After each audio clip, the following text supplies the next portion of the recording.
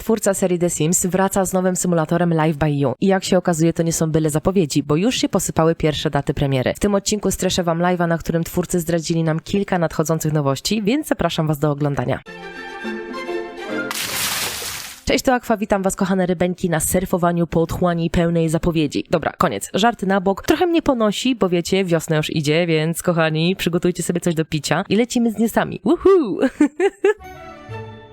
20 marca odbyła się transmisja na YouTubie na kanale Live by You. Przedstawiono nam najważniejsze informacje oraz oczywiście oficjalny trailer gry. Wychodzi na to, że gra jest już prawie gotowa i o ile wszystko dobrze pójdzie, to może nawet zagramy w nią jeszcze w tym roku. No ale oczywiście zobaczymy i zaraz do tego też wrócę. Transmisję prowadziła menadżerka do spraw społeczności firmy Paradox Tectonic i od razu wam podkreślę, że twórcy nie są nowicjuszami w temacie gier, tylko są to wręcz weterani w swoich dziedzinach. W studiu mogliśmy jeszcze zobaczyć dyrektora generalnego, czyli słynnego Roba Humbla. Przed oficjalną rozmową wyświetlony został film promujący grę. No i na zwiastunie możemy zobaczyć kilka głównych założeń, jak na przykład otwarty świat, symulator życia, prawdziwe rozmowy, chodzenie na zakupy, awansowanie poprzez pracę i karierę, kontrolowanie każdego w dowolnym momencie, przejęcie bezpośredniej kontroli nad wieloma rzeczami, dostosowanie świata i też słynne koło kolorów. W tym wszystkim mamy też tryb postaci, tworzenie pomieszczeń, tworzenie miasta i tak dalej. Pojawiły się również hasła związane z tworzeniem rozmów, wydarzeń, przedmiotów, sklepów, obiektów, domów, karier, to nie jest koniec, różnego rodzaju zadań, scenariuszy, rozgrywki, przepisów lub formy, umiejętności, cech, rzemiosła, okazów kolekcjonerskich, strojów, gospodarstwa domowego, historii i życia.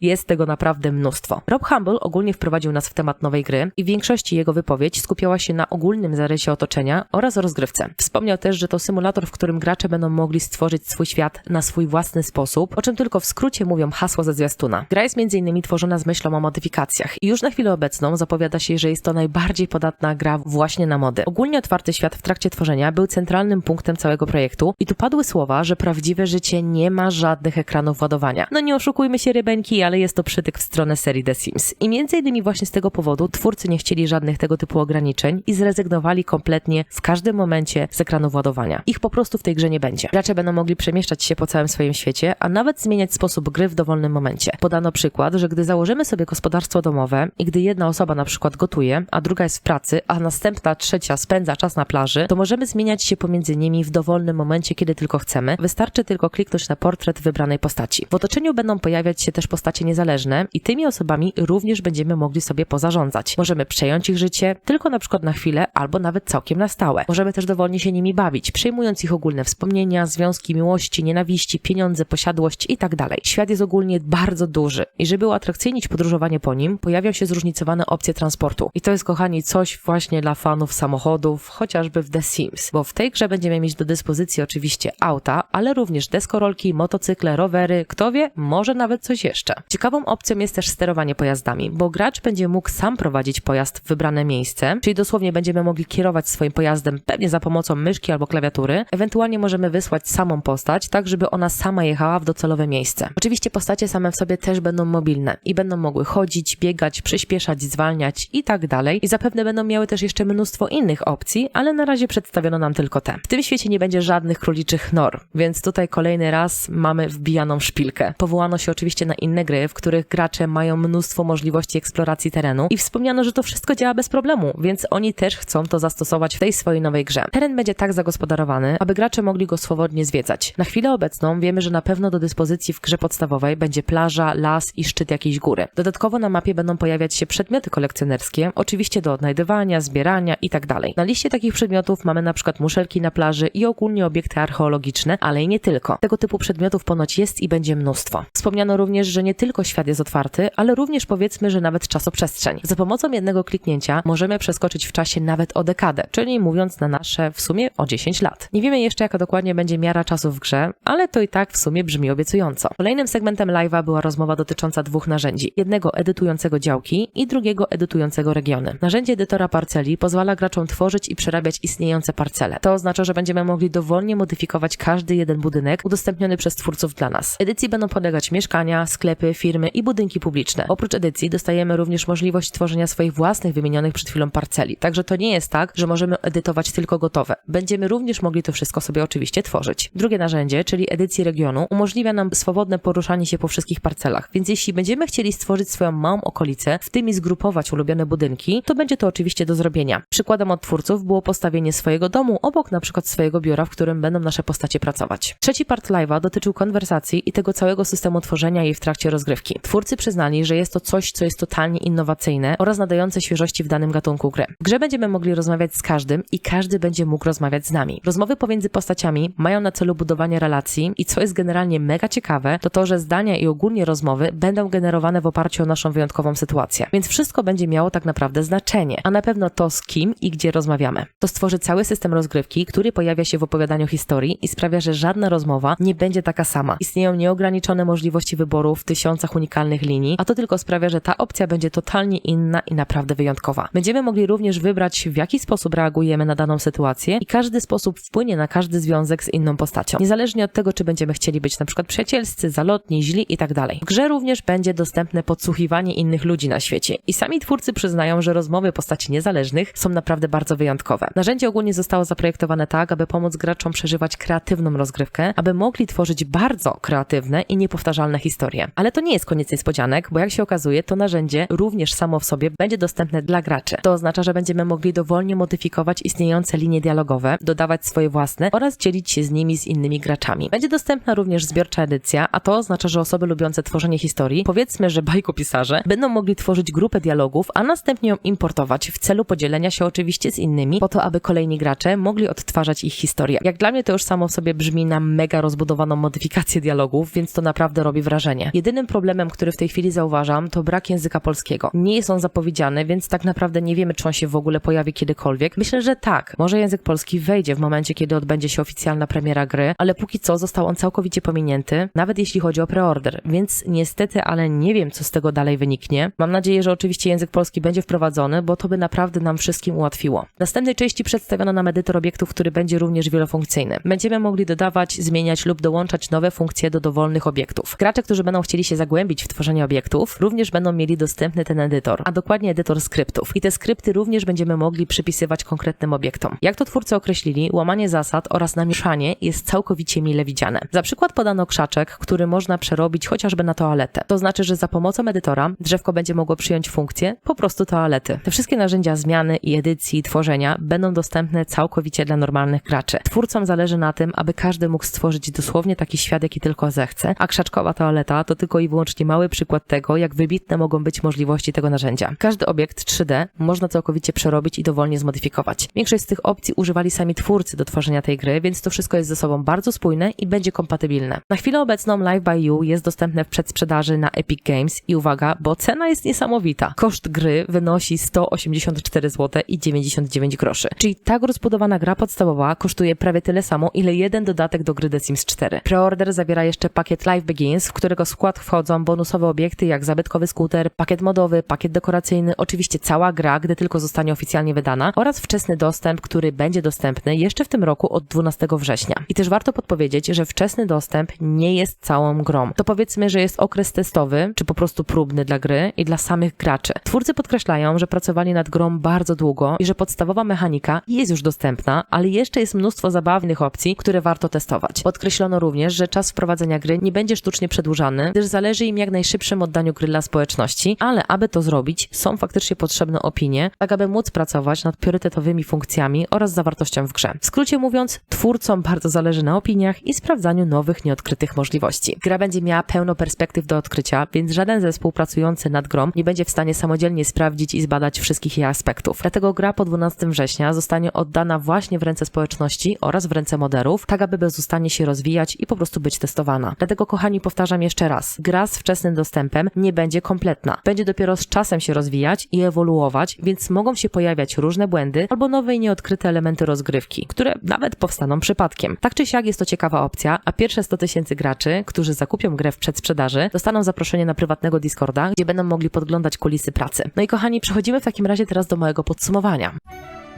Jak dla mnie live był bardzo ciekawy, pełen nowych opcji, mega innowacyjnych, takich, które mogą totalnie zrewolucjonizować świat symulatorów. Ja jestem naprawdę pod ogromnym wrażeniem tego, jaki kierunek obrali twórcy Paradoksu. Najlepsze jest to, że oni pracowali powiedzmy, że po cichutku, nie mówiąc nic oficjalnie światu, że tworzą tego typu grę, a teraz jest nawet szansa, że ta gra wyjdzie szybciej niż nawet może Paralives, a już na pewno szybciej niż 5. edycja gry The Sims. To jest aż dla mnie niesamowite. To się dzieje tak szybko. To jest tak dobrze ogarnięte, że aż po prostu chylę czoła przed nimi. Po pierwsze, nie było nie wiadomo jak długo zapowiadania, idącego dosłownie w lata. Po drugie, dostaliśmy naprawdę szybką informację na początku marca. Po trzecie, teraz nam wpadł live. No i po czwarte, za niedługo wyjście produktu, w tym i przedsprzedaż teraz z bonusami. Ja naprawdę to szanuję. Jedyne co to muszę się przyznać, że faktycznie mam mieszane uczucia, jeśli chodzi o grafikę. Ona mi się totalnie nie podoba. No źle mi się na nią patrzy. Tam są jakieś takie dziwne, ciemne, burę, ponure kolory. I to mnie trochę faktycznie odrzuca. Przy takich innowacyjnych narzędziach ta grafika, no niestety, ale wypada po prostu źle. Przypuszczam, że będzie to poprawione, albo też obraz będzie rozwijany z czasem, ale póki co, no średnio mnie to zachęca. Przypuszczam też, że Live by You w przyszłości będzie wprowadzać na rynek różnego rodzaju dodatkowe rozszerzenia, jak może nowe światy, zwierzęta i tak dalej. Więc tak naprawdę jesteśmy świadkami narodzin nowej gry z mega dużym potencjałem i z innowacyjną prawie że technologią. No i teraz pytanie do was, kochani. Czy oczarowało was Live by You i czujecie, że to może zbić The Sims z międzynarodowej sceny? Czy może nie podoba wam się jednak nowy symulator, który w sumie tak naprawdę wyjdzie już za niedługo? Czekam na wasze opinie, jestem mega ciekawa, co o tym wszystkim sądzicie. A póki co dzięki za uwagę, pozdrawiam serdecznie wszystkich moich wspierających i dziękuję, że jesteście. Trzymajcie się cieplutko, na razie, cześć, pa!